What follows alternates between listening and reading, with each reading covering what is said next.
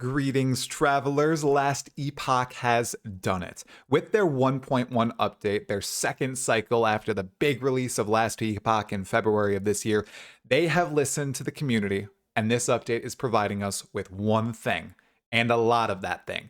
And that is endgame, endgame, endgame. That's something that everyone was asking about when playing Last Epoch when it launched in February, saying the game is great, lots of character customization, the item systems are amazing, crafting is so good that Diablo 4 basically copied it. But one area where it's lacking is its endgame. It doesn't have cool bosses. It doesn't have an interesting system. There's no way to progress. Secondary characters feel bad. They can't progress through monoliths very quickly and build their corruption.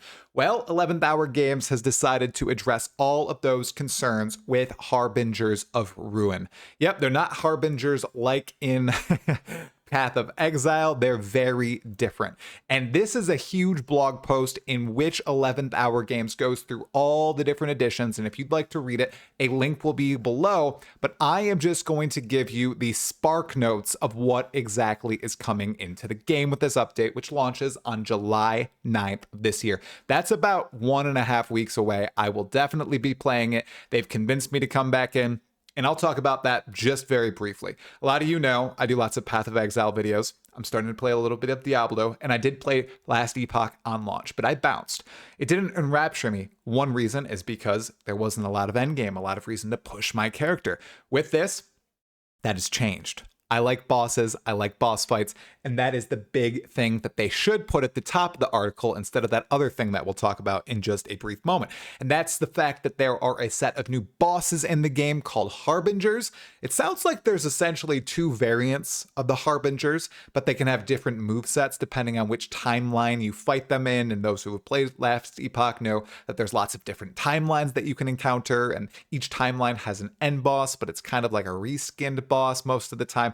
Well, these Harbingers can absorb one of those bosses' moves into their own moveset, and once you kill the Harbingers and collect eyes, you can actually fight the new Pinnacle boss. And this is the first real difficult challenge being introduced to Last Epoch. It should be at the top of everything, saying new Pinnacle boss, and his name is not Aberath, it's Aberoth. Aberath is a Path of Exile 1 boss. It's the goat god. It's Aberoth.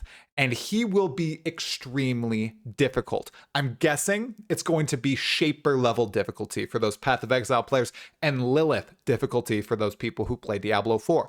I have no idea what exactly to expect. We're going into this blind, and they're actually doing a very cool thing here. Because even though that they've given teasers of this new boss, this Pinnacle fight, they're saying, we're not going to put this into offline or the Eternal Realm, essentially Standard League, right? They're going to only put it in the new Cycle League.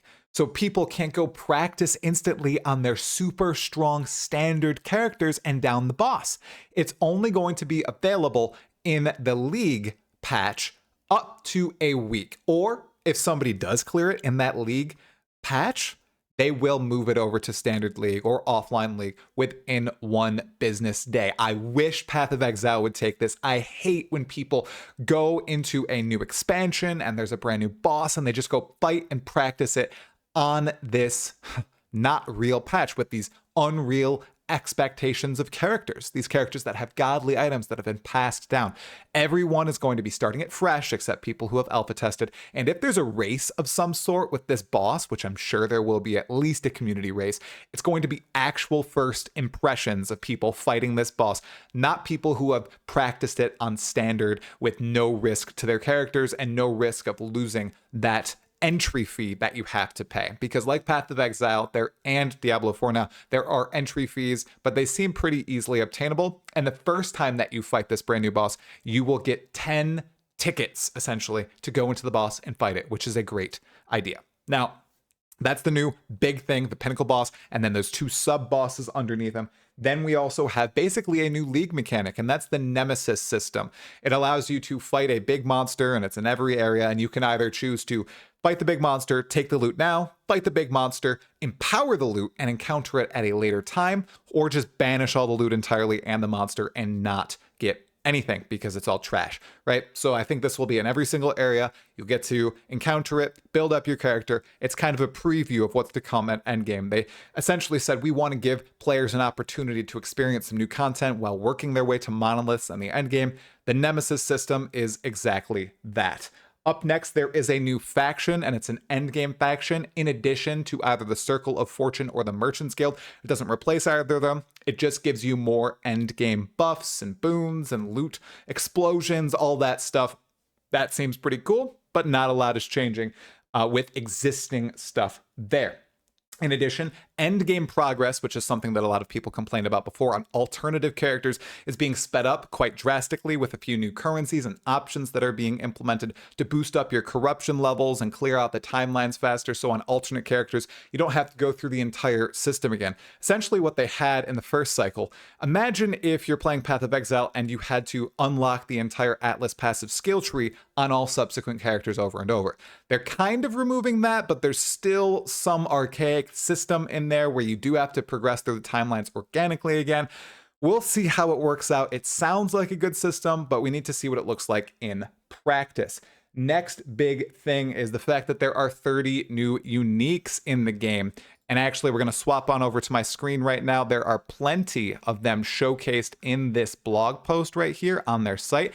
And they do look pretty rad. I'm very excited about this. I think this should always be at the top of blog posts. When there's new build enabling uniques, they need to shove that in the faces of people, just like this brand new Pinnacle boss. That should be at the top. Not the thing that was actually at the top, which is the evade mechanic. Yes, evade is coming into Last Epoch. All characters now get an evade by default. Not a dodge, it's an evade.